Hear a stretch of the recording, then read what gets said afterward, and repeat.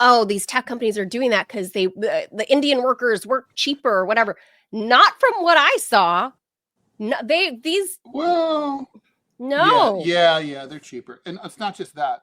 It's not from what I it's saw. also because they're not going to bitch about having to work long hours or anything, because they're basically they're they're reliant on their employer for the right to stay in the country.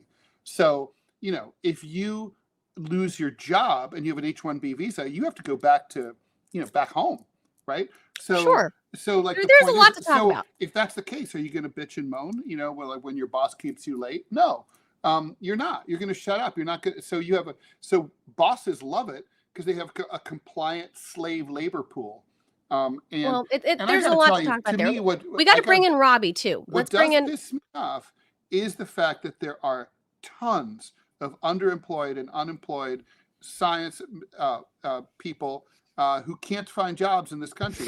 The H-1B program, the whole idea of it is, if you have a sector where we can't get enough Americans, then we hire from overseas. But that's not the reality. There's no requirement and there's no enforcement mechanism to make sure that a big company like Apple, for example, or Google has to really, make sure they hire that unemployed 62-year-old, computer scientist who can't get a job in like Indiana and bring him over to Silicon Valley. They don't have to reach out to that person and offer them a job before they go H-1B. That's the problem here.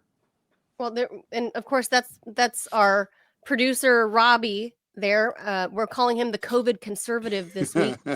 He's got COVID, and he's got opinions. Who, me? You got opinions about this, Robby? Yeah, that's why you're here. I do. I do. I really do. And a voice still, at least for now. Okay. Use it. What are your thoughts on this? Because like I said, for me, I get what Ted was just saying. From what I've witnessed firsthand, having exposure to this gaming company in Los Angeles, Ted, sure, your point about older tech guys, vying for these jobs or whatever. There's a culture fit, like within those companies. If you're a bunch of younger guys, you're going to have a preference for. Before Musk bought Twitter, do you know this? There were 8,000 employees at Twitter before Musk bought Twitter. He culled a whole bunch of them. Do you know how many workers there were over the age of 35? Zero. At Twitter? At Twitter. Zero. None. Zero? Zero. 35? That's 35. Really young. You don't think that's fucked up? I'm sorry. Yeah. No, of course. That's really young, and I think that's foolish but that's old Twitter. That's original Twitter. I don't know about what it looks like now. Well, this was not that long ago. This was like 5 years ago. Yeah. And I mean, it kind of goes back to the whole culture thing, right? How y'all talking about at the end of the last news piece, why isn't the United States calling Israel for committing war crimes? Well, look at how many congressmen have Israeli flags in their offices. Look at how many congressmen. Look at you, Brian Mash, you piece of crap. You go into Congress wearing an IDF uniform, piss off, drop dead. That's a cultural issue. You want to know why people aren't going into engineering here in the United States? It's because you can't freaking afford it. I mean, look at the price of schooling. Seriously. So, like, for example, let's just say that I'm in my late teens, early 20s, and I want to start going to school. So I'm going to go in. I'm going to take the Ted Rall route. I'm going to be an engineer. So I'm going to go into hundreds of thousands of dollars into debt. Then when I get through, I get to go before a DEI board. Say, "Oh, I'm sorry, sir. You're a white male. You need not apply because you have the wrong set of jewels between your legs and your skin color is wrong. So you're already sorry. That's not going to work for you." So yeah, I agree. It's a cultural issue. Our education system sucks. Affirmative action doesn't help, and frankly, if you're able to import a permanent serf class that's willing to work 30 to 40% less than everybody else, where's the incentive for the government to fix it? Because the donors profit from what's going on. So yeah, I have some opinions about this. I mean, I do think the culture thing is not wrong. It's certainly true. Like, we have the whole revenge of the nerds kind of thing. Look, I know what it's like. You know, when I went to engineering school at Columbia, you know, the engineers were dorks. They literally had pocket protectors and Texas Instruments calculators hanging off their belts.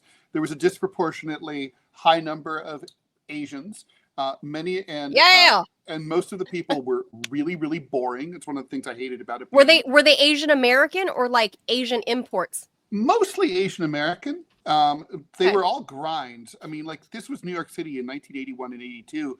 And, you know, there was a lot going on. I mean, this was still like the age of CBGBs, and where you could go see Blondie for $5 with sawdust on the floor at Peppermint Lounge. That's so cool. And Studio 54 was still going strong. But these guys would never, you know, they weren't going out and clubbing or doing anything fun at all. They were just nose to the grindstone, careerists, boring. Sure. And those are the kind of people who go into engineering because that's the culture of it. The other thing I want to point out is when I was a freshman during orientation, the dean, very first speech goes, please look to your left, look to your right, look in front of you, look behind you. You'll see 4 people. 3 out of those 4 people will not be here at graduation. In other words, they had a policy of accepting the most gifted science and math students in the United States and then putting them through a grueling system where they grind them out, expel them, with tons of student loans so that they still have to pay back, even though they don't have a degree. Yeah, basically, yeah. So only for one what? out of for like 4. Bad grades? Yeah, just for having bad grades. Everything was graded on a curve. So, you know, these were absolutely all. There was no one who got into that school who wasn't absolutely brilliant at math and science. I mean, they didn't accept anyone at the time I went. The perfect score for math SAT was 800 at the time. And there was no one there who had under a 760. Okay, no one.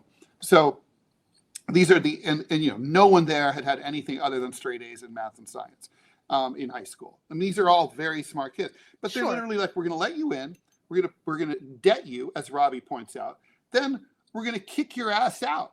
And it's like, and if you do graduate, there's not really that much work. I mean, the truth is, STEM jobs don't really pay that well. Employment is employment is very sporadic. You know, and it's very highly specialized, right? So let's say you become a civil engineering major. Well, if you graduate 4 years later and there's really not, you know, there's no infrastructure being built, sucks to be you, but you can't like switch over to mechanical engineering or electrical engineering or nuclear because you don't have that training. So like, it's a shitty culture in every respect. The truth is, only you have to be a fool to become an engineering major. I mean, it's no fun. It doesn't pay well. It's hard as shit. You're treated like shit. Why would anyone do it? The mystery here isn't why we don't have more. The mystery is why we have any. I have a question for you, Ted. I don't know about that.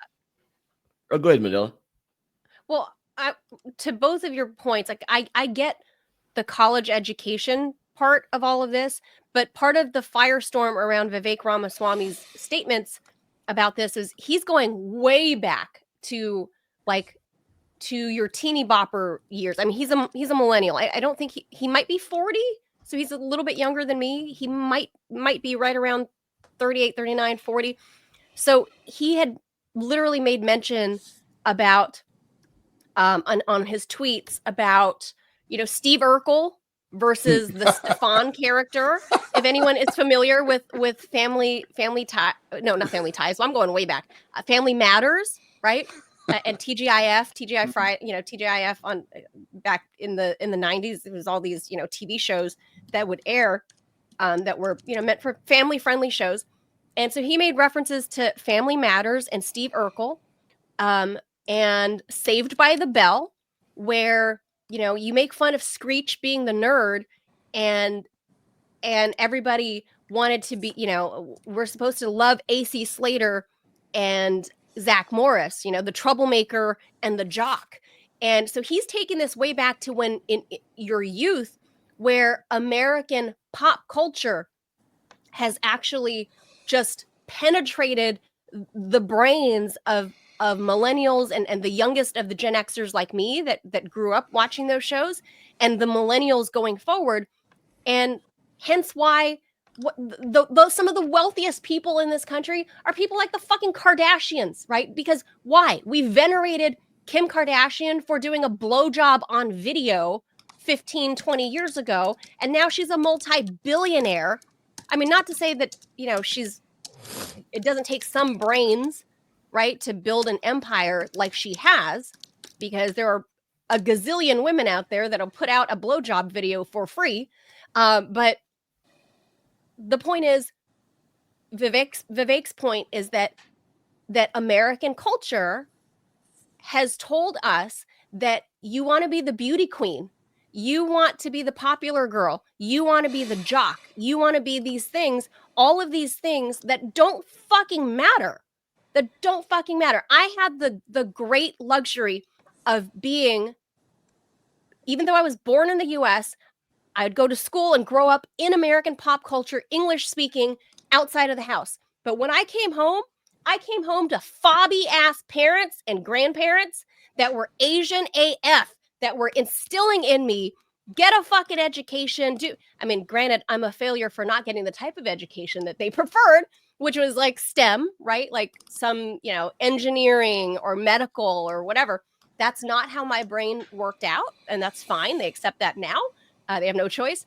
But back then, it was drilled into me that you need to think about your future.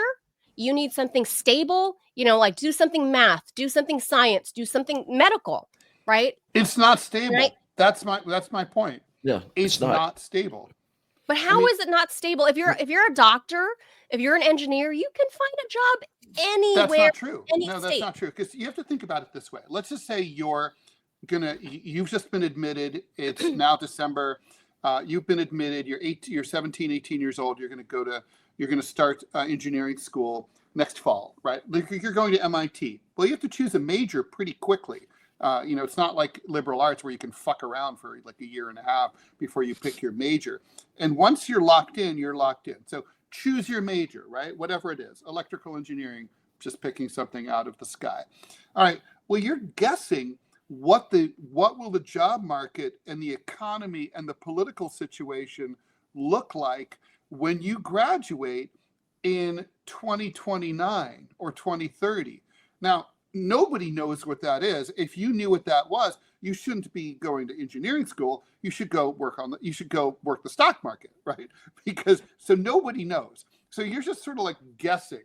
Okay, all right, let's hope for the best.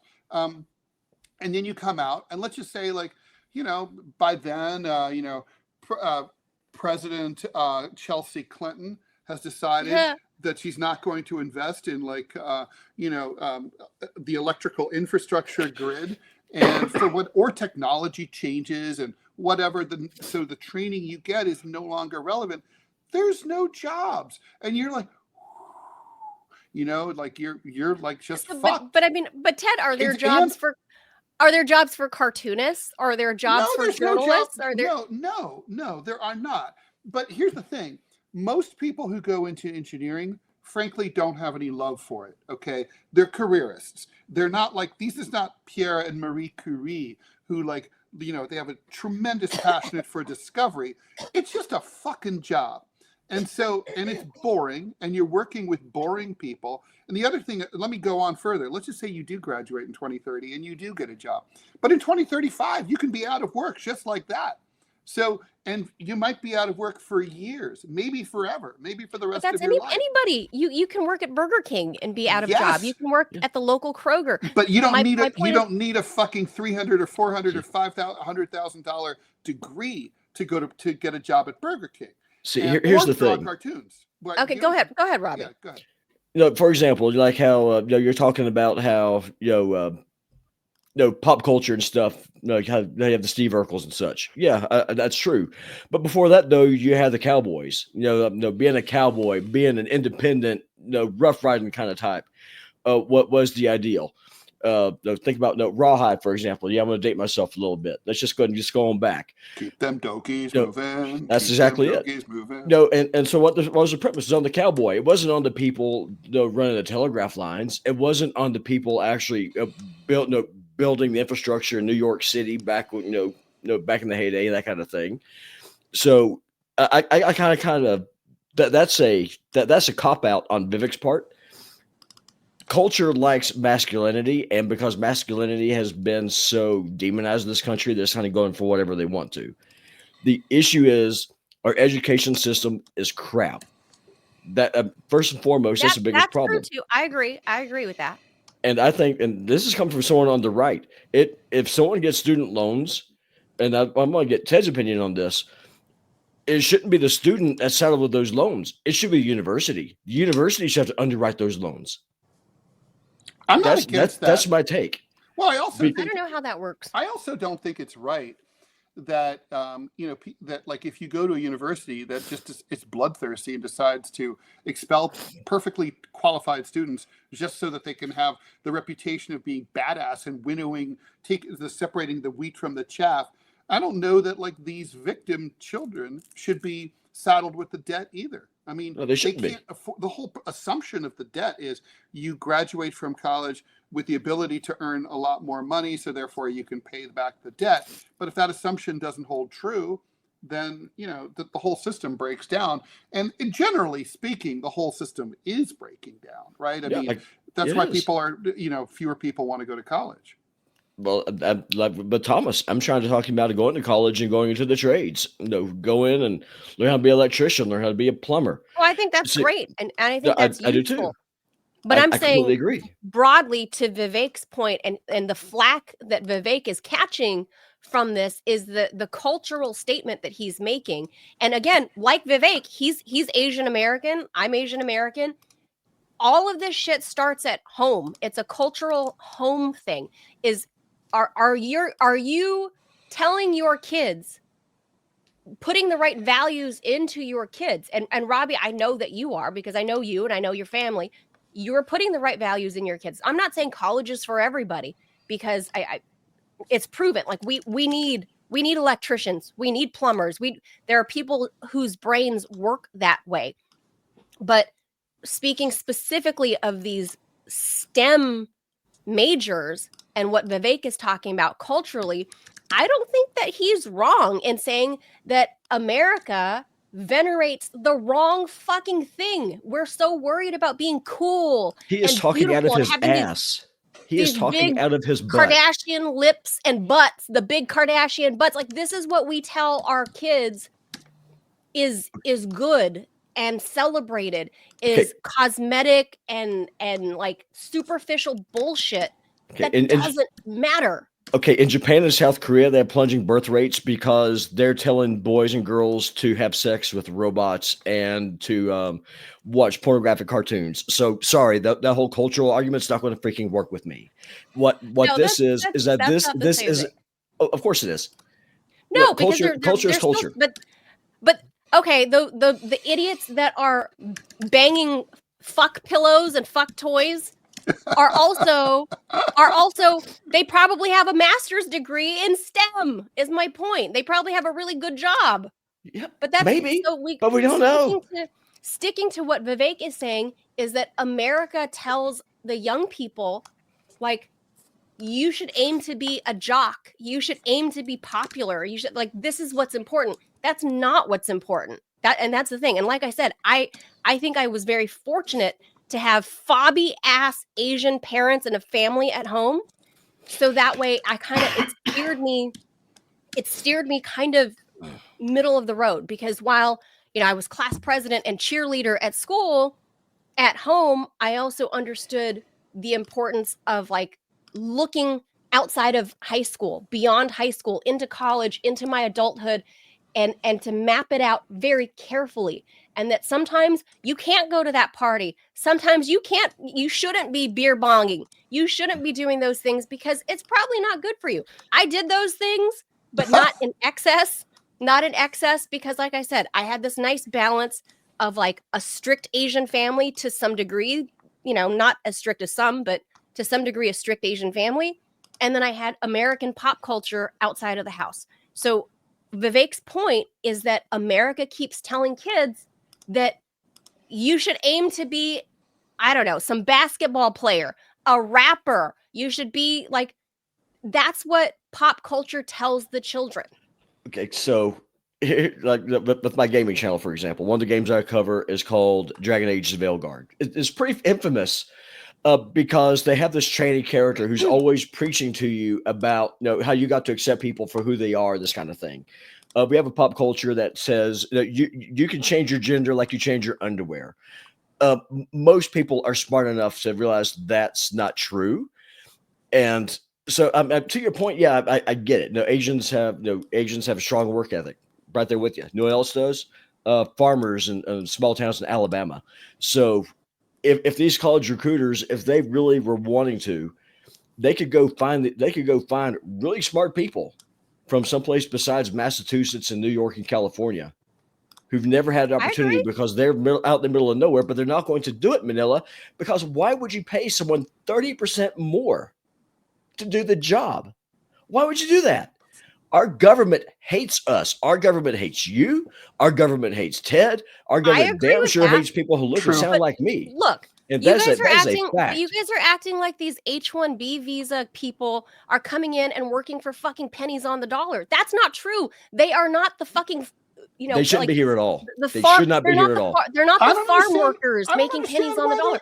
Look at the screen. I don't understand why they're here. Look at the screen. In 2021, the median salary for H-1B workers was $108,000, double the average U.S. salary. That is a fact. Yes, but that doesn't. But the point is, that's not comparing the median salary for Americans who would hold the same exact job, right?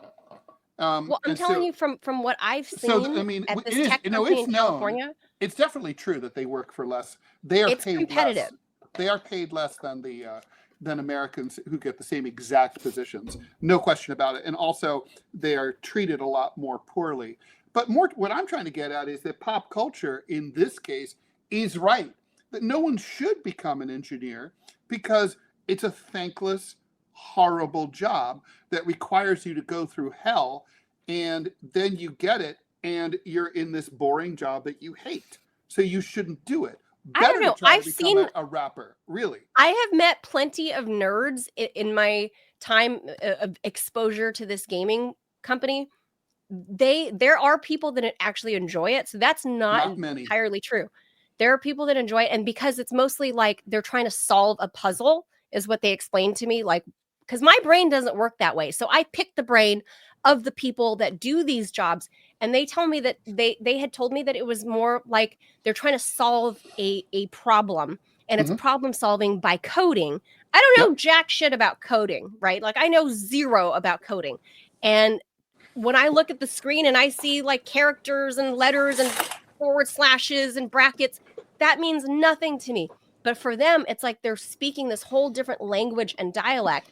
Just like when I try to talk to any of those tech guys about the stuff I'm into, like geopolitics, like their eyes glaze over and it means nothing to them about, what I'm talking about. So for a lot of those people, there are plenty of engineers that I met at that gaming company that really loved what they do and were passionate about it. So, but maybe because it was a fun gaming company, I don't know. They're not making, software for Bill Gates, I guess, could be a different environment.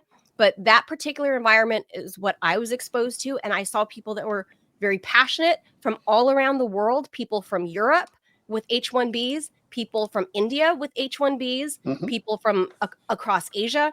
And they were all like, like kind of these, I could see how growing up they would have been the nerd, right? But now they're young adults in their late 20s, early 30s, and they were like cool and fun and interesting people, and they were earning competitive salaries with whatever the median was at the time 10, 15 years ago. So that's just what I've witnessed. I don't know more broadly across the entire, engineering world what that income looks like, but that's what I saw on a gaming platform, and this was like 10, 12, 13 years ago. So, but here's the thing. Both things can be right and wrong at the same time. Do we have a cultural issue, a cultural problem in this country? Yeah, the culture is falling apart. We need to make marriage cool again. We need to start telling young men, young women, hey, it's not about your body count. It's about finding someone that you love, who you're able to marry, who you're able to make a commitment to. Let that woman know, hey, it's a good thing to take your husband's last name. let the husband know, hey, it's your responsibility to take care of your wife and your kids. That's the important thing. That if you want to be cool in my book, that's how you do. I don't care what job is that you have. If you do that, you're cool. The other thing is, like me and Ted Rall talked about this yesterday. If you give your word, you follow through. I'm sick as a dog. I'm here because I made a commitment. By the way, Ted and I said Robby needs for to being sleep. here today with COVID. Oh, 100%. But that's the way that my brain is built. But that's your ethic. That's your exactly, and that's the culture that we should have. And that is not the ethic that is pushed in America anymore. Correct. There's a culture of expectation. Correct. The and you know what? Culture. There's the culture right there has with been you. But you know what? Doesn't fix it? Importing the third world doesn't fix that problem. What that does is that screws working class people. But that's different. Importing the BS. third world is very different than importing The hell it the is. H-1B. Are you crazy? Yes, These people I am. are highly skilled and highly educated doctors who are taking jobs from Americans. Who are not that part, sure. But to say that they're not Manila, the people outside the Roosevelt Hotel that are asking for, these Joe Biden. Yeah, but Manila, these are like, if anything, Manila, if anything, I mean, we can't really separate these two issues because they're kind of the same. But let's just say we do. I think I would rather have foreigners poach low-paid, shitty jobs than have foreigners poach our best jobs that, like, our best and brightest, most well-educated people who are going to earn the top salaries and can pay the most taxes. And those are the jobs we really should not lose. I mean, sure. As far as I'm concerned, if there's one unemployed or underemployed person in the United States who wants a job, you don't go looking outside. You don't. I don't care if that person has to be retrained. They're an American. I mean, the American person has to be, you hire the American first. Now, if you're completely out of Americans and you can prove that. But that's idealistic, Ted. You're talking. No. Hold on. Hear me out. I'm not disagreeing with you saying that we should do that first. But the problem is we don't have that pipeline right now. Yeah, we live today. What do you mean? Like, literally, there is not one company in Silicon Valley that does not have a database completely full of applications and resumes from Americans they're choosing not to get back to. No. What I'm saying is you're saying these underemployed Americans that need to be perhaps retrained or brought up to speed with whatever. They don't need anything. They just need a fucking job. Look, do you remember when in the first Trump administration, when Ivanka Trump, his daughter, made this like asinine comment about when people get laid off that, oh, you can take this time to, maybe learn a new hobby, learn a new craft, learn a new trade. While you're starving. She said it just right. And she, because she's so out of touch about it, right? Because she was born to a billionaire. Like, she had no idea. It was a very glib statement on her part. Mm-hmm. But if you focus on that part, we don't have the infrastructure in place to train people for new jobs. Let's say it's green jobs or tech jobs or whatever, we don't have this. Well, we don't have an capitalist infrastructure. I mean, we don't have the infrastructure. Okay, so that's people that are out of work. We can build nuclear power plants right now, except for the EPA. If you're, let's say you're a 40-year-old person that wants to change careers, how easy is it for you to? Sure, there are options to go back to school and there are methods to do that, but they're not fucking easy to do. We don't have, that's what I mean by infrastructure. Whereas if you look at non-capitalist societies, like say China, they have programs that will teach you new skills, right? To do something. Well, China's a hybrid socialist capitalist society. So that's what I'm saying is to Ivanka's point, Like, I get what she's trying to say. She meant well. It just came off kind of glib. Yeah, but let me because say, look, she's I agree Ivanka with Trump. you. My new book, What's Left, talks about the need for jobs retraining programs financed by the federal government. I think basically, if you want to go back to school, and whether you go to trade school or go to community college or even go for a 4-year degree, and because you need to retrain, that should be covered by the federal government. Like, send the Ukrainians a little less money, it'll be fine. But at the same time, Imagine look, that. I'm old enough to remember that 50 years ago and more, lots of employers were willing to train you when they hired you. They would hire smart people and hardworking people, and they would train them. Sure. And like now, even like it's so crazy that new employers will not even, they want people who are completely, fully experienced to the T in every detail of the jobs that they're hiring for. The federal government can say, look, you don't have to train any Americans to do these jobs, but you're certainly not, you don't get to hire from overseas until you've tried to train some people, right? Yeah. Like I mean, as far as I'm concerned, if there is one unemployed American who is not completely an idiot and incapable of being retrained, that person has to be retrained. They have to be given that shot before you can start to look overseas. I mean, that's obvious. You don't bring in people from another country when your own people are suffering. Well, like I said, our government hates us, and one of the things, I agree. the hospital, the hospital that I work for, is we had this big powwow. It's probably about 2 years ago now, where they're talking about what can we do to make working here better, because they're running out of, they didn't have enough nurses, for example, and they didn't have enough EMTs working in the emergency room. Well, I had this crazy idea because, again, I read a lot. To be a nurse, you don't have to go to this 2 years of school and get $100,000. You can do what's called challenging the board. So what challenging the board is, you go in, basically get on the job training. You work in the ER as an ER tech, learn what you need to do, and then once you get to a certain level, you then can take the state test. If you pass the test, congratulations, you're now an RN or a paramedic, and so you're able to get the actual on the job training without the debt. They won't do it because of regulations. Well, so to say that's that part of infrastructure problems. well, that's part of the culture problem, and that's where Vivek is completely missing the boat here. This isn't about Kim Kardashian and jocks. You're always going to have whores. You're always going to have jocks. It is what it is. That's just a fact of life, okay? However, what this is that this is trying to placate the people who benefit from cheap labor, because most of the people who come here for H-1B visas, they're not engineers or doctors. They are coming here and they're coders. They're coders and things like that.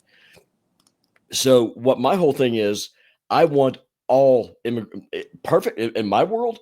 All immigration would end for like 100 years. Every freaking bit of it, everything, and then we just rebuild our country. Is that going to happen? No, but it should. Yeah, we couldn't stop all immigration. That's for 100 years. I mean, it's one thing to I don't put think that would be caps a on good it. idea. Yeah. I think that'd be a bad idea to stop all immigration. I don't know. Let's try it and see what happens.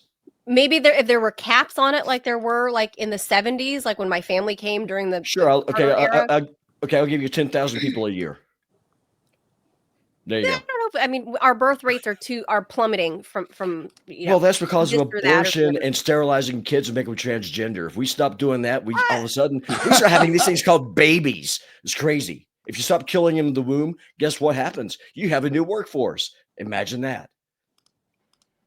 Yeah, a new workforce that wants to be a rapper or NBA star or Some of them will, but guess what? Most of them are not going to. So they have to get this thing called a job in order to support themselves. I think Vivek has a point. I think it's just that like he's missing the big point, which is he's a capitalist. He's a billionaire, so he should know something about economic incentives.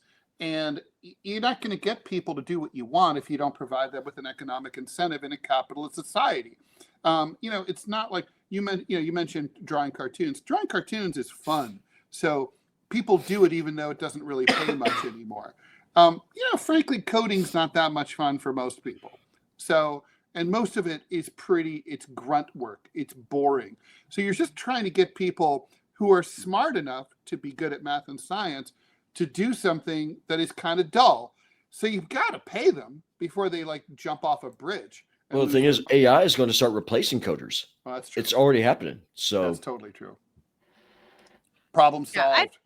I mean, the H-1B thing is not like a major concern for me. I don't know how much abuse. It's not my area of expertise. Oh, it's totally rampantly abused. It's insane.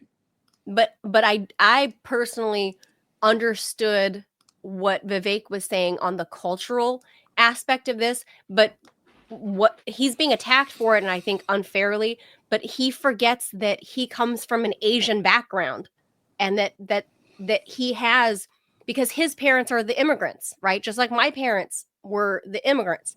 And there are sets of cultural values at home as well as sets of cultural values outside of the home. And he is like me. It was dual culture, and we benefited from that.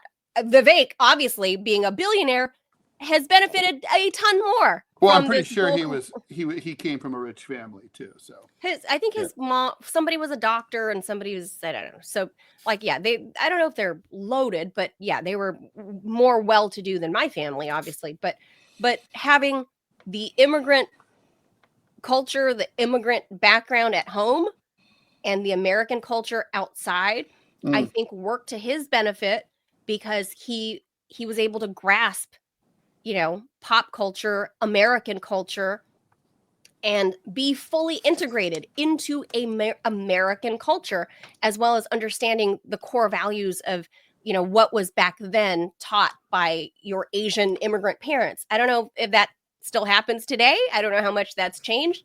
But I know there's definitely quite a streak of Asian tiger mom in me, even though I was born and raised in Los Angeles.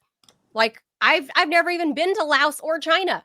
But there is still that very strong streak of Asian tiger mom in me to my 6-year-old. And, am I maybe more balanced about it than my grandparents were, or my parents? Probably. Am I a little cooler, more understanding of stuff? Probably. But I think the values are set by your family first. And the problem, to Robby's point earlier, is that there is a major breakdown in the American family structure to begin with. So if you want to fix all ills in society, start at home. That's my take. I agree. And this is the last thing I say, because I know that we're going over. Vivek sounds kind of like a Roman patrician after the Third Punic War. Just like, we have all these farmers. They're working. Well, most Americans don't. And that's the problem. Don't talk about the culture. Get some smarts. Read a book. So basically, back then, the whole system was that to serve in the Roman army, you had to be a landed citizen.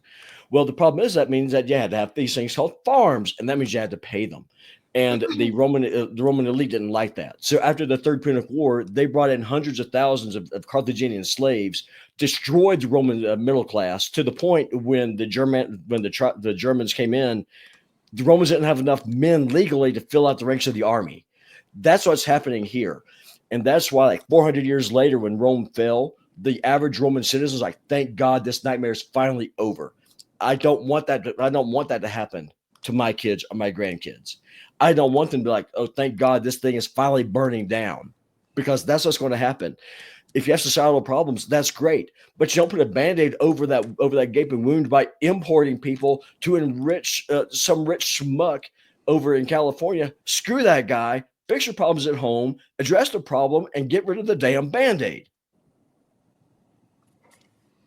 I say fix it at home, and then America at home. I agree. But fix it under your damn roof first. Listen to me, kids. Don't let your children become engineers. Oh my God, Ted! Don't do it. Don't do it. It's a shitty life. Don't do it. Ted, is Homer Simpson, is he an engineer? I know he works in the nuclear power plant, but is he an engineer? Right. We never fully understood. Well, he's that's a good question. I don't really know. We don't know. Right? No, him. they never We don't really know. They define. never talk about his education, right? I don't think They never fully define what Homer's position is. He works at the nuke plant, but we don't. No, know. we know that, but not we don't his know what job position No. ever. In the what did it run? Engineer is 30, kind of a 30 vague years? term, you know. It Well, kind of there are applies to certain maintenance white collar- engineers. Yeah. Mhm. Yeah. Close the We borders, call make a lot of America things great again. engineer. That's my platform. Close the borders, including legal immigration with H-1B is producer Robby's position. I'm kind of like give and take on the H-1B thing. I'm more about fix your shit at home, get your kids in order, get your family in order, and you will fix the ills of this country and society once you get your children back in order. I'm not saying beat your kids. I'm saying just be in touch with your kids. I'm not a pro at parenting. I have 6 fucking years of experience. Like I don't know everything there is to know, but I can reflect on how I was raised and the differences in my white friends, my Mexican friends, my black friends, and we would talk about our parents growing up, right? Like, oh, I did this and my grandma got the shoe and just whooped my ass, and I would talk to, all my it was like the UN growing up in California, right? Like you got friends of every color. You got Arab friends, you got black friends, you got Latino friends, you got every kind of friend. And we would all compare notes about how our parents or families punished us when we did something bad, right? Like if I was doing some bullshit down the street, my grandpa would come marching down to the end of the street, come find me and drag my ass back in front of everybody by my ear. Embarrass the shit out of me. My grandmother spanked me with the flat end of a butcher knife. Oof. And there would be a switch waiting for me at home. And I'm not saying you should beat the shit out of kids, but You're kind of saying that. But I'm not against whooping them a little bit. Don't beat them. Don't beat them. But I'm not against a paddle. And I think we are largely lacking that. And that's why kids these days are wildly, wildly out of line, wildly expectant, wildly disrespectful. And maybe that's the Asian fob in me coming out. But that's what I see in the differences in how my friends, my round eye friends were raised versus my slanty eye friends, because we had all that in common. Just saying. All right. Growing up in the South, you learn real quick. You develop a very strong fear of your father because you'd rather go to jail than get home and have to explain to your dad what you did wrong. So there's that. Well, I'm going to put this email thing. I know we got to wrap up. We still have this email open. So if you guys dare ever, please email questions to TMI. I keep checking. Nobody sends anything. Question. Yeah. Like, I think people are shy, Ted. They might like type an email, but they don't want to like. You can send something anonymous. It doesn't have to be under your name. You send it under like, a fake name. Hey y'all let me Carlos talk here, Danger. and that's terrifying. So email your questions, your thoughts, your whatever comments, questions. If you want your audio to appear on the show. Right there. Send it to that email. Record an audio. TMI show question at Yahoo. TMI show question. You don't even have to say your name or real identity if you don't want to. No. But we will play your question and attempt to answer it. We aim to do this on Fridays. So if anybody sends stuff, reminder, please do. Please send it there. Yeah, so that's going to do it. Robby, please go. The COVID conservative producer. Oh my please. God. With 104-degree fever yesterday. Go fucking rest. Believe me, I get it. Like I'm still, midday. I'm like dozing off from the immunosuppressants. Like my energy levels goes and I crash. And I've learned not to push myself. And I get your work ethic and I appreciate all of that. But me too. But dude. Listen, Robby, go. Dude, go. You're sick. So thank you for weighing in on this. I know you wanted to because this is like a topic you're passionate about, and especially about getting rid of everybody that's not, native here. Well, I mean, if you're here legally, I mean, by all means, stay. It's just no new arrivals. Stay the hell out. Fortress America. Put the army on the border. Put the Navy on. The economy will circle down the drain. You'd have. This will turn you into a lefty. I got to tell you, Ted, the economy's already circling down the drain. The economy already sucks. It's already in the trash can. You want closed borders, you got to have socialism. It's the only way you can have an economic model that moves forward. That's true. Right. Capitalism and you have to close the loop. It's really true. You would. So if you want that, Fortress I would America, outlaw corporations. We got to go Rall style socialist. Hey, you know what? I'm willing to give it a shot. So what? Like I told Manila at the start of the show, I want a federal government that's so small I can drown it in a toilet. I want regulation pretty much all gone. I want a free market system where all the states compete against each other. Okay, that's all capitalism. But let's just that's not socialism.